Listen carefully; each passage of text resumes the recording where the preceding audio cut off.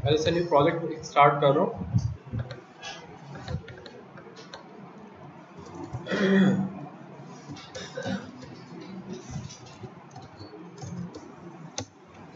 Object serialisation and डीसीरियलाइजेशन, इसका basic idea क्या है? ये सीरियलाइजेशन और डीसीरियलाइजेशन है क्या?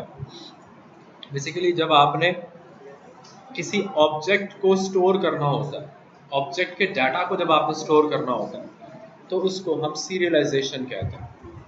ऑब्जेक्ट को, पूरा ऑब्जेक्ट अगर आप उसको स्टोर करना चाह रहे हैं, जैसे क्लासेस होती हैं, क्लासेस के बाद हम उनके ऑब्जेक्ट्स बनाते हैं, ठीक है। क्लासेस के बाद हम उनके ऑब्जेक्ट्स बना रहे होते हैं और उनके कुछ डाटा होता है। जैसे फॉर एग्जांपल स्टूडेंट क्लास है, स्टूडेंट क्लास के अंदर उसका कोई रोल नंबर है, मार्क्स है, उसका नेम है, और इसका हमने एक ऑब्जेक्ट क्रिएट किया। स्टूडेंट का हमने एक ऑब्जेक्ट ले लिया S1 और हमने उसका एक ऑब्जेक्ट क्रिएट कर लिया S1 equals to new student. हमने उसको कोई डाटा भी दे दिया। अब मैं चाहता हूं कि वो पूरा ऑब्जेक्ट हमारा कहीं पे सेव हो जाए सेकेंडरी स्टोरेज के ऊपर, तो हार्ड डिस्क वगैरह के ऊपर कहीं पर हमारा वो पूरा ऑब्जेक्ट हमारा सेव हो जाए, ताकि बाद में जब कभी आपको ज़रूरत पड़े उस पूरे ऑब्जेक्ट को आप रिट्रीव कर सकें। तो उसके लिए फिर हम ऑब्जेक्ट सीरियलाइजेशन करते हैं, ठीक है। इसकी एक बड़ी सिंपल एग्जांपल मैं आपको दे दूं कि देखो यार, समटाइम ऐसा होता है कि हम कोई गेम खेल रहे होते हैं। गेम में हमने मुख्तलिफ स्टेजेस कवर कर ली, उसमें हमने मुख्तलिफ स्कोर हमारा बन गया, हम एक ख़ास लेवल के ऊपर है, बीच में हमें कहीं पे जाना पड़ता है, तो हम गेम को एग्जिट करते हैं। तो वो उससे सम टाइम ऑप्शन आपसे पूछता है कि जी आप गेम को यहीं पर सेव करना चाह रहे हो या नहीं, ताकि नेक्स्ट टाइम आप यहीं से कंटिन्यू करें। आप उसे कहते हैं कि जी ठीक है जी, गेम को यहीं पर सेव कर दो।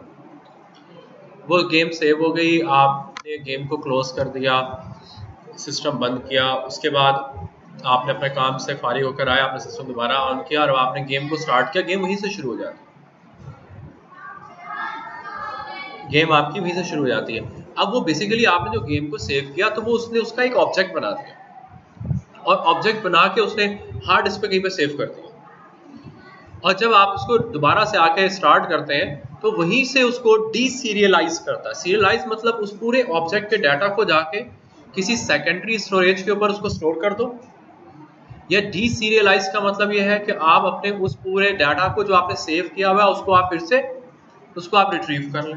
तो ये डीसीरियलाइजेशन कहलाती है, सीरियलाइजेशन एंड डीसीरियलाइजेशन, जिसमें आपने अपने पूरे ऑब्जेक्ट को, कंप्लीट ऑब्जेक्ट को आपने किसी सेकेंडरी स्टोरेज के ऊपर स्टोर कराना है। और आप ये भी कर सकते हैं कि आपने ऑब्जेक्ट को सीरियलाइज कराया, और सीरियलाइज कराने के बाद आपने उसको नेटवर्क पर किसी और कंप्यूटर पर उस पूरे ऑब्जेक्ट को भेज दिया। उस ऑब्जेक्ट का डाटा पूरा एक लोकेशन से दूसरी लोकेशन पर चला गया, वहां पे जाके आपने उसको डीसीरियलाइज किया, वो डाटा फिर से आपके सामने, पूरा ऑब्जेक्ट आपके सामने आ गया। ये बेसिक थीम है सीरियलाइजेशन और डीसीरियलाइजेशन। तो ये कैसे करनी है? मैंने एक न्यू प्रोजेक्ट स्टार्ट किया है, उस प्रोजेक्ट का नाम मैंने रखा है object sir and D sir.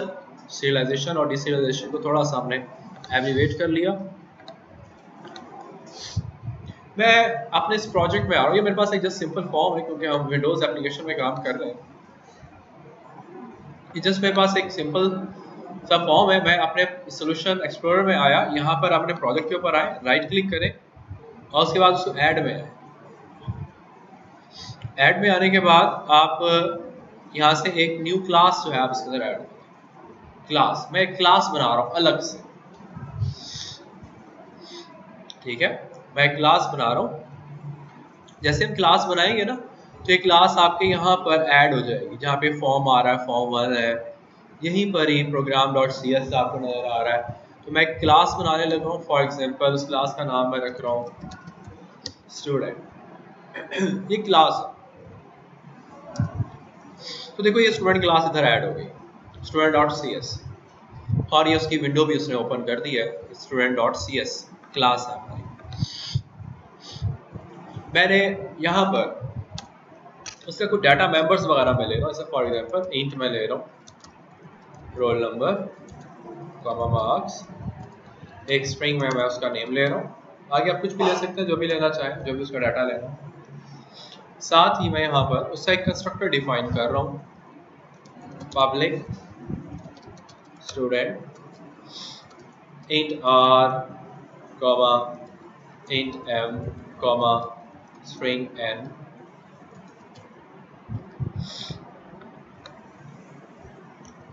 Constructor बना रहा हूँ, बताया ना कि क्या हो रहा है यहाँ पर।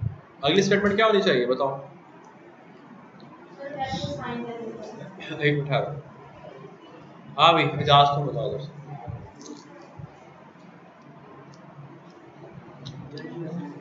क्या आप बताओ ना।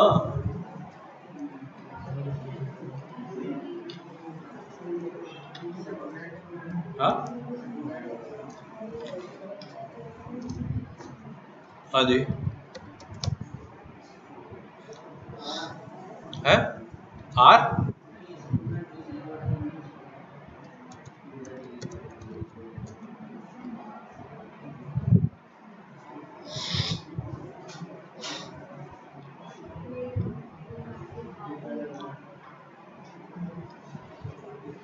हाँ भाई क्या होना चाहिए।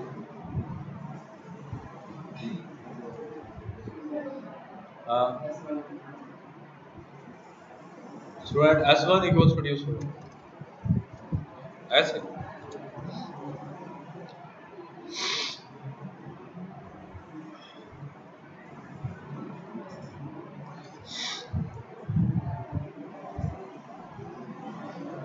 क्यों भाई सोचो जरा यहाँ पे क्या होना चाहिए।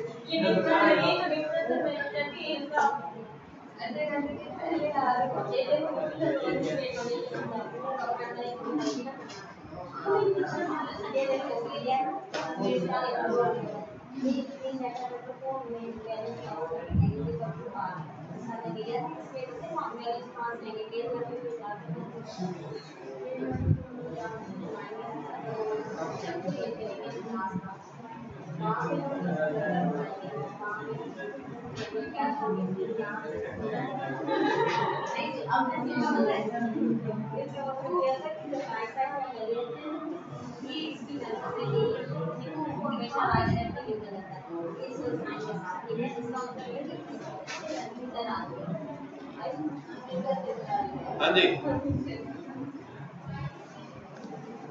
क्यों भाई आप से बताओ। हाँ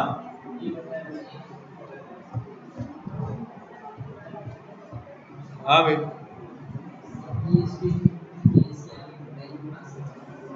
क्या क्या।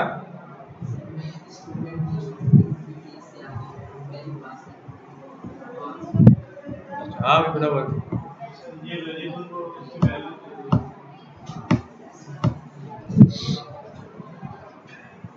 कैसे बता रहे हो।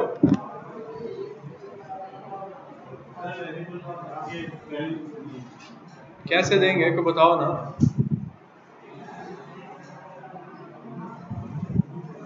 हाँ भी यूनस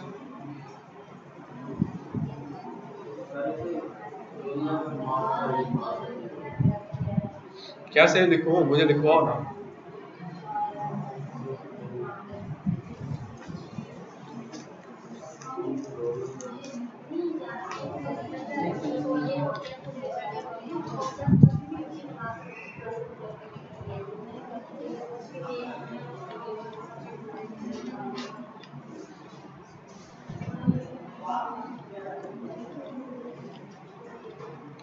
अब बताओ मैं तुम लोगों को क्या करूँ? अब तुम लोगों को ये नहीं पता है कंस्ट्रक्टर में आगे आपने क्या करना होता है? कोई स्टूडेंट बताए कैसे बोला?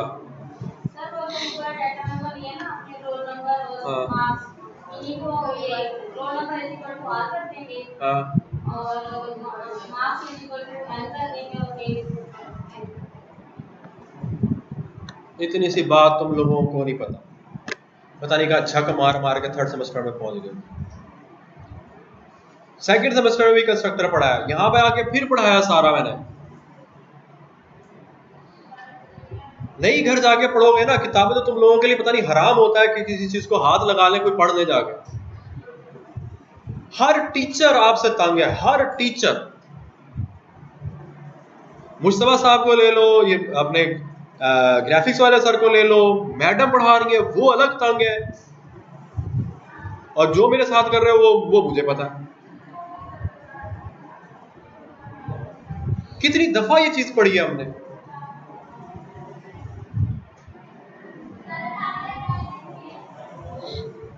कल जो मैंने आप लोगों को पढ़ाया था फाइल हैंडलिंग का, घर जाके किस किस ने उसको इंप्लीमेंट किया? घर जाके ऐसा तुमने किया, तुमने भी किया घर जाके।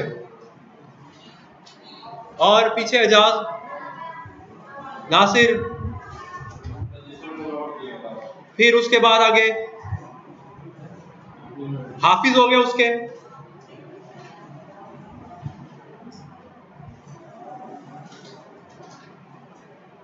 गलत में से किस किस ने वो काम किया? घर जाके पूछ रहा हूं मैं।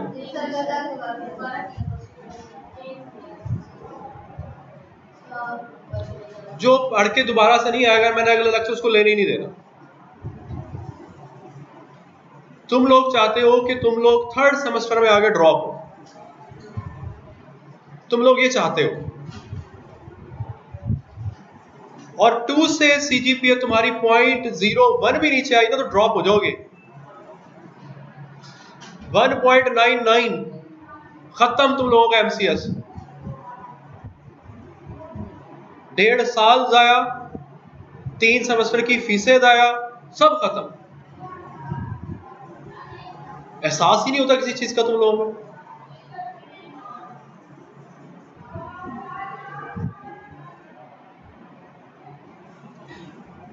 बस समझता है कि बस यहाँ जो पढ़ लिया समझ आ गई, बस उसके हाफिज हो गया, उसके वो चीज कभी दिमाग से निकलेगी नहीं। इतने अच्छे तुम लोगों के दिमाग है माशाल्लाह से।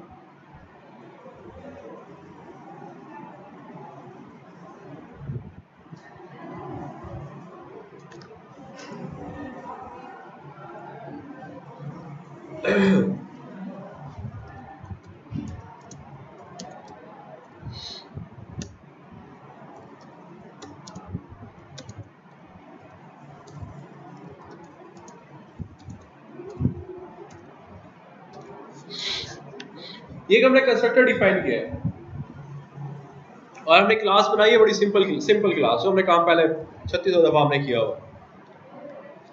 बस हम सिर्फ एक काम और एक नया करने लगे हैं, वो ये कि इस क्लास से पहले हम स्क्वायर ब्रैकेट्स के अंदर सीरियलाइजेबल हमने लिखना।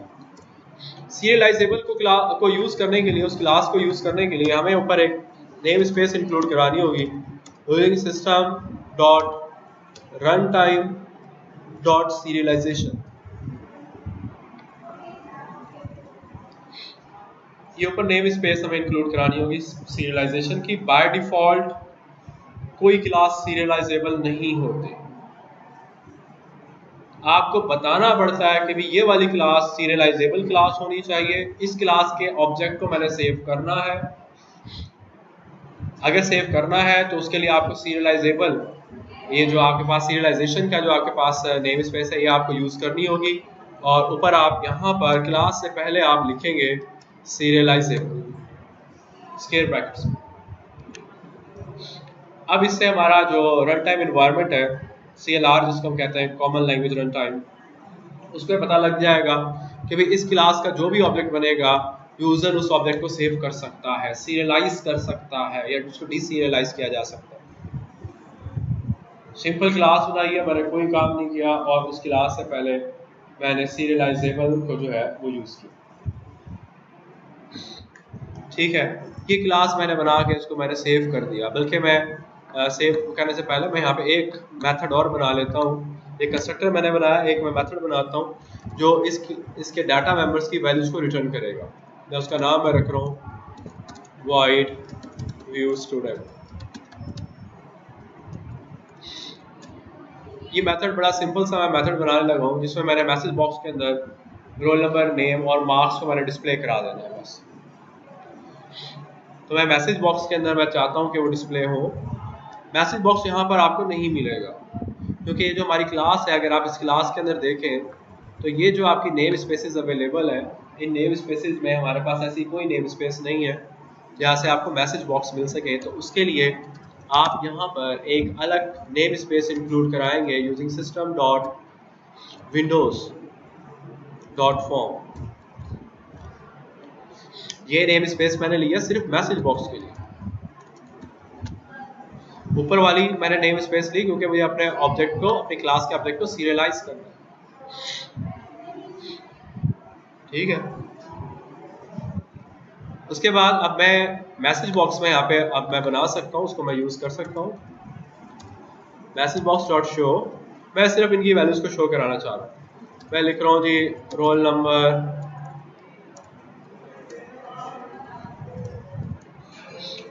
इक्वल्स टू, आगे मुझे रोल नंबर प्रिंट कराना, तो मैं यहाँ पे लिख रहा हूँ रोल नंबर,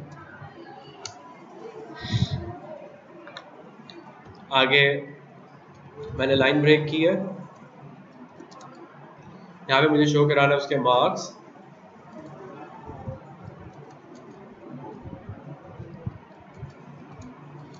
इक्वल्स टू, आगे मुझे यहाँ पे मार्क्स प्रिंट कराने उसके,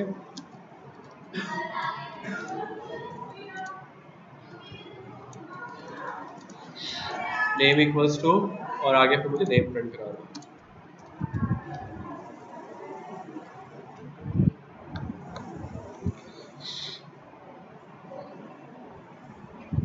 ठीक है, ये मैसेज क्या काम करेगा, सिर्फ ये रोल नंबर, मार्क्स और नेम की वैल्यूज को डिस्प्ले करेगा।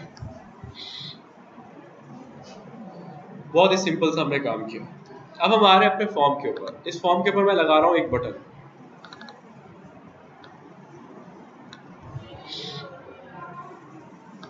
इसकी मैं प्रॉपर्टीज जरा सेट कर रहा हूँ। इसका नाम मैं रख रहा हूँ फॉर एग्जाम्पल सीरियलाइज ऑब्जेक्ट। इसका टेक्स्ट मैं कर रहा हूँ सीरियलाइज ऑब्जेक्ट, और इसका नेम मैं कर रहा हूँ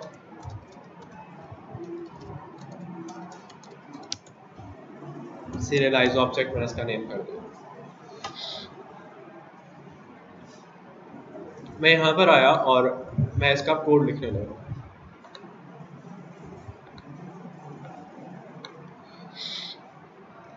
वो जो मैंने क्लास बनाई स्टूडेंट की, मैं सबसे पहले उसका एक ऑब्जेक्ट बना रहा हूँ।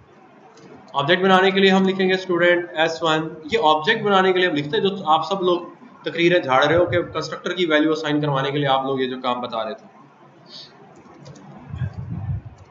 यहाँ पर मैंने उसको वैल्यूज देनी है। फॉर एग्जाम्पल मैं रोल नंबर दे रहा हूँ 101, मार्क्स में उसके दे रहा हूँ 678, नेम में उसका दे रहा हूँ स्ट्रिंग के अंदर स्मॉल। ये अब एक ऑब्जेक्ट क्रिएट हो गया, उसकी ये वैल्यूज है 101, 678 और स्मॉल, ये उसकी वैल्यूज है। अब मैं इस ऑब्जेक्ट को सेव करना चाहता हूँ। ठीक है, ये जो ऑब्जेक्ट है हमारा, इस ऑब्जेक्ट की वैल्यूज को मैं सेव करना चाहता हूँ। कहाँ पर सेव करना है वो हम अपनी सेकेंडरी स्टोरेज पे कहीं पे भी हम उसको सेव कर लेते हैं।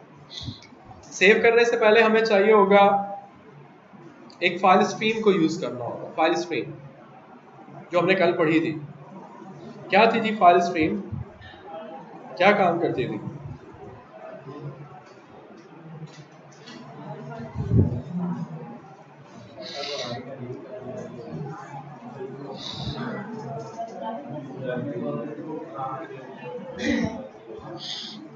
फाइल स्ट्रीम कल हमने देखा था कि डाटा फाइल में राइट करना है या फाइल से डाटा रीड करना है, तो हमने फाइल स्ट्रीम को यूज़ किया था।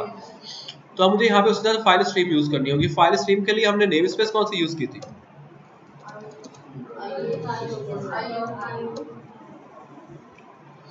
यहाँ पे मैं ले रहा हूँ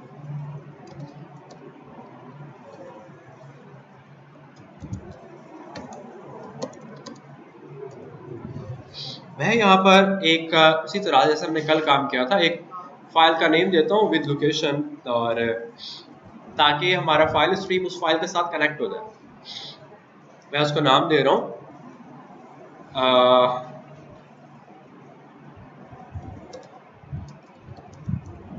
serialized student.txt, कॉमा आगे फाइल एक्सेस में हमने बताना है फाइल मोड डॉट क्रिएट।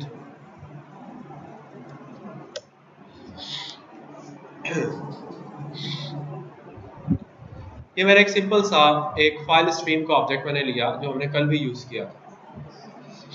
अब इसके बाद आपको एक नई चीज ऊपर इंक्लूड करानी होगी, और उसके लिए हम यूज कर रहे हैं यूजिंग सिस्टम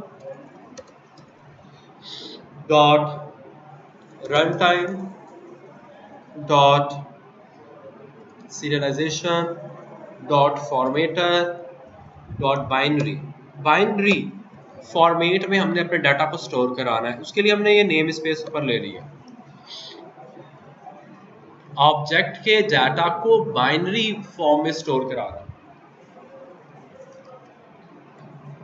ऑब्जेक्ट के डाटा। तो हमने क्या किया, system dot run time dot serialisation dot formatters dot binary, name space हमने ऊपर इंक्लूड कराई। अब बाइनरी फॉर्मेटर को आप यूज कर सकते हैं।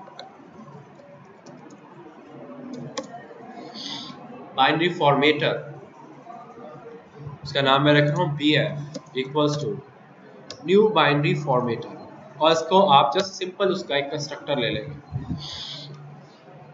बाइनरी फॉर्मेटर हमने इसलिए लिया ताकि हम अपने ऑब्जेक्ट के डाटा को बाइनरी फॉर्मेट में स्टोर कर सकें। अब आप यहाँ पे यूज करेंगे bf डॉट सीरियलाइज का यहाँ पर आपको एक मेथड मिल रहा है bf डॉट सीरियलाइज। देखें एक दफा फिर से सीरियलाइज, मैं कहता हूँ सीरियलाइज करो।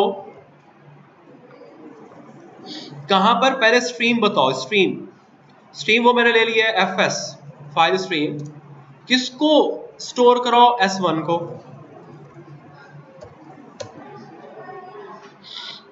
बस ये सीरियलाइजेशन हो गई हमारी, इतना सा कोड था हमारा। एक क्लास हमने बनाई, वो आप लोग पहले बनाते आए, उसमें नई चीज कुछ भी नहीं था उसमें। यहाँ पर बस हमने काम ये किया, एक आईओ की नेम स्पेस को ऊपर इंक्लूड कराया और फॉर्मेटर डॉट बाइनरी की नेम स्पेस को हमने ऊपर इंक्लूड कराया। ऑब्जेक्ट पहले से आप लोग क्रिएट करते आए हैं, ये वाला काम हमारा कल वाला है, सिर्फ ये दो नई लाइनें हमने आज नहीं पढ़ी।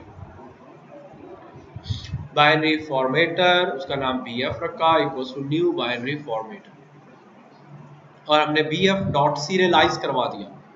अब आप अपनी स्ट्रीम्स को क्लोज कर सकते हैं। मैं यहाँ पर fs को मैं क्लोज कर देता हूँ, bf अच्छा से क्लोज नहीं है, fs को मैं अपनी फाइल स्ट्रीम को क्लोज कर देता हूँ, और इसको बल्कि क्लोज करने से पहले इसको एक दफा फ्लश भी कर लें।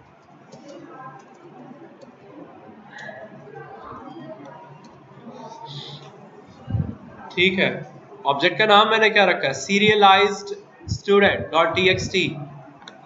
डी ड्राइव में हम आते हैं, यहाँ पे आपको काफ़ी सारी फाइल्स नज़र तो आ रही होंगी, लेकिन इस नाम की कोई फाइल नहीं होगी। मैं इसको डिटेल व्यू में चला जाता हूँ, टाइप वाइज मैं इसको सॉर्ट कर रहा हूँ। ये txt फाइल्स काफ़ी सारी पड़ी हैं। सीरियलाइज स्टूडेंट, ये डिफरेंट फाइल्स हैं, लेकिन इनमें हमारी ये वाली ऐसी कोई फाइल नहीं है। मैं अपनी एप्लीकेशन को रन कर रहा हूँ,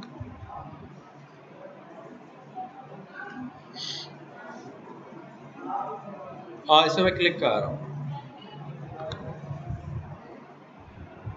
एक मैसेज साथ देना चाहें तो आप दे सकते हैं कि डाटा या ऑब्जेक्ट सीरियलाइज्ड सक्सेसफुली। मैंने नहीं दिया तो कुछ भी नहीं हुआ, एक्सेप्शन कोई नहीं आया, ये ना समझना कि एक्सेप्शन आने लगा, एक्सेप्शन कोई नहीं आया, हमारी एप्लीकेशन सही चल रही है। मैं उसको स्टॉप करता हूँ और वहाँ पर आके हम उसको रिफ्रेश करते हैं। इसको देखो मैं रिफ्रेश कर रहा हूँ,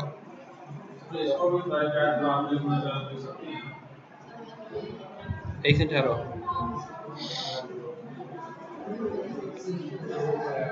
कहाँ है? हाँ ये आ गया, ये फाइल हमारी अभी क्रिएट हुई है जी 3:04 पर। ये हमारी फाइल क्रिएट हो गई। अगर आप इसको ओपन करके देखेंगे तो आपको इसकी अभी समझ नहीं लगेगी, क्योंकि बाइनरी फॉर्मेट में डाटा हमारा, लास्ट पे उस्मान लिखा शायद आप लोगों को समझ आ रहा होगा। बाकी कुछ उसने अपने कुछ काम किया, डब्बे डब्बे से बना दिए, और ये हमारा पूरा ऑब्जेक्ट सेव हो गया।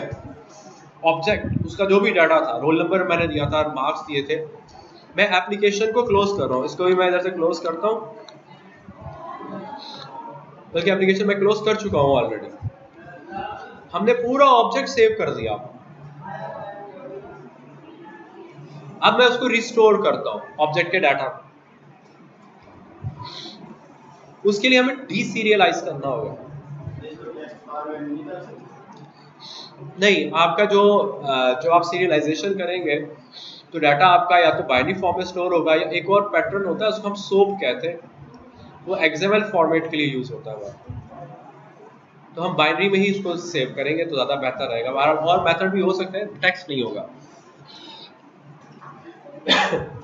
क्योंकि उसको वहां से रीड करना ये हमारी एप्लीकेशन का काम है, हमने नहीं रीड करना, यूजर ने नहीं रीड करना, एप्लीकेशन ने रीड करना। अब मैंने इसको करना डीसीरियलाइज। डीसीरियलाइज के लिए भी सिर्फ एक लाइन लिखनी होगी, हमारा ऑब्जेक्ट डीसीरियलाइज हो जाएगा। पहले तो मैं एक फाइल स्ट्रीम बना रहा हूं उसको रीड करने के लिए।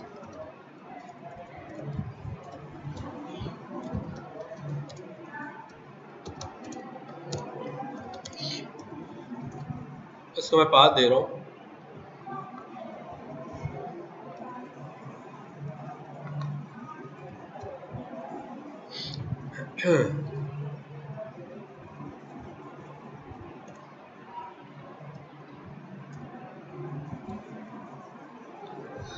और अब हमने उसको फाइल को ओपन करना है,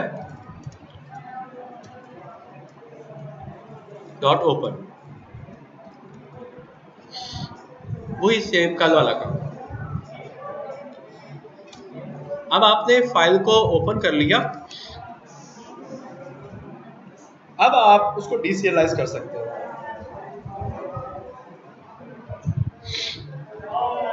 डीसीरियलाइज अगर आपने करना है तो वहां से आपका वो जो ऑब्जेक्ट है, आपने जिस ऑब्जेक्ट को सेव किया, वो जब आपका ऑब्जेक्ट सीरियलाइज डीसीरियलाइज होगा तो डीसीरियलाइज होने के बाद वहां से आपको स्टूडेंट क्लास का एक ऑब्जेक्ट मिलेगा। बल्कि स्टूडेंट क्लास में आपको उसको टाइप कास्ट करना होगा, वहां से आपको जस्ट एक ऑब्जेक्ट मिलेगा।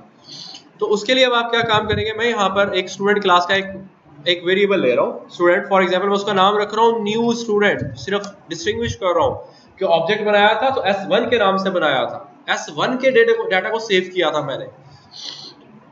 अब जब मैं उसको डीसीरियलाइज कर रहा हूँ तो उसके लिए फिर मैंने एक और वेरिएबल ले लिया न्यू स्टूडेंट के नाम से, और मैं कर रहा हूँ इक्वल्स टू, अब डीसीरियलाइज करना हमने, तो हमने हमारे पास एक बाइनरी फॉर्मेटर अवेलेबल है, bf डॉट डीसीरियलाइज, और fsr हमसे कह रहे हैं बस यहाँ से इसको डीसीरियलाइज करो, और fsr को मैंने इसके साथ कनेक्ट किया हुआ जहाँ पे मेरा बाइनरी फॉर्मेट के अंदर डाटा पड़ा हुआ। ठीक है, अब इसने डीसीरियलाइज करने के बाद आपको एक ऑब्जेक्ट रिटर्न करना है। ऑब्जेक्ट हमें उसको टाइप कास्ट करना है स्टूडेंट क्लास में, तो हम इसको टाइप कास्टिंग कर रहे हैं कुछ ऐसे। बस इस लाइन ने वहां से हमें एक ऑब्जेक्ट देना है, और उस ऑब्जेक्ट को हमने टाइप कास्ट कर लिया, कन्वर्ट कर लिया स्टूडेंट क्लास में, और ये हमारे पास जो वेरिएबल है ये स्टूडेंट क्लास का ही वेरिएबल है। यानी कि आप ये सिंपल अल्फाज में आप ये समझ लो कि उसने पूरे ऑब्जेक्ट को डीसीरियलाइज किया, डीसीरियलाइज करने के बाद उसने स्टूडेंट में कन्वर्ट किया, और स्टूडेंट में कन्वर्ट करने के बाद उसको न्यू स्टूडेंट को असाइन कर दिया। हम यहाँ पे न्यू का कीवर्ड नहीं यूज कर रहे क्योंकि हमें नया ऑब्जेक्ट नहीं बनाना, हमें तो बस उस ऑब्जेक्ट को डीसीरियलाइज करना है जो ऑब्जेक्ट हमने अभी स्टोर करवाया, अभी हमने अपनी हार्ड डिस्क के ऊपर सेव किया। अब ये जो न्यू स्टूडेंट है, ये न्यू स्टूडेंट, इसके अंदर वो सारा डाटा आ गया होगा जो स्टूडेंट क्लास के अंदर था, ये वाला, और मैंने वहां पर एक मेथड बनाया था व्यू स्टूडेंट के नाम से, जिसके अंदर मैंने एक मैसेज बॉक्स प्रिंट कराया। तो मैं यहाँ पर काम ये कर रहा हूँ कि न्यू स्टूडेंट, इसका मैं व्यू स्टूडेंट वाला मेथड कॉल कर रहा हूँ कि भाई मुझे उसका डाटा दिखाओ क्या है। यहाँ पे मैंने सारा डाटा सेव कराया, डीसीरियलाइज किया, और मैं देख रहा हूँ वो डाटा आया क्या है मेरे पास। ये डाटा वही आना चाहिए जो मैंने यहाँ पर उसको सेव कराया था, 101678 और उसमें इसको रन करते हैं। अब दोनों काम इसी एक ही बटन के ऊपर हो रहे हैं। पहले वो सीरियलाइज करेगा, उसके बाद डीसीरियलाइज किया, और उसने देखिए उसको आपको मैसेज भी दे दिया कि भाई ये रोल नंबर है, ये मार्क्स है और ये नहीं है। ये डीसीरियलाइजेशन हो रही है।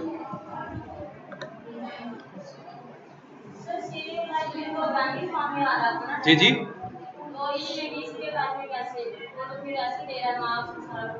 देखो दरअसल बात यह है कि हमने ये कहा कि जब हमने उसको सेव करवाया ना, और वो सेव हुआ आपका बाइनरी फॉर्मेट में, आपका डाटा सेव हुआ था यहाँ पर, ये रहा, ये हमारे लिए रीडेबल नहीं है। हमने इसको यहाँ से डीसीरियलाइज किया, उसको स्टूडेंट में कन्वर्ट किया, और हमने वेरिएबल को असाइन करा दी। ये रीडिंग हमारा एप्लीकेशन कर रही है, हमारा प्रोग्राम कर रहा है, हम नहीं कर रहे।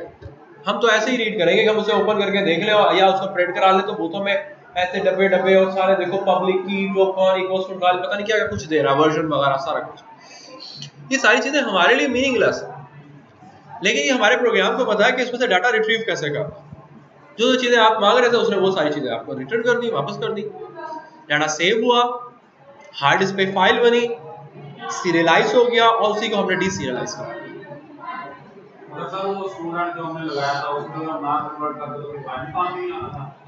अगर हाँ देखो यहाँ पर ये टाइप कन्वर्जन करनी जरूरी है, क्योंकि इसने आपको एक ऑब्जेक्ट रिटर्न करना है। ये मेथड आपको एक ऑब्जेक्ट रिटर्न करेगा। जैसे सपोज करते हैं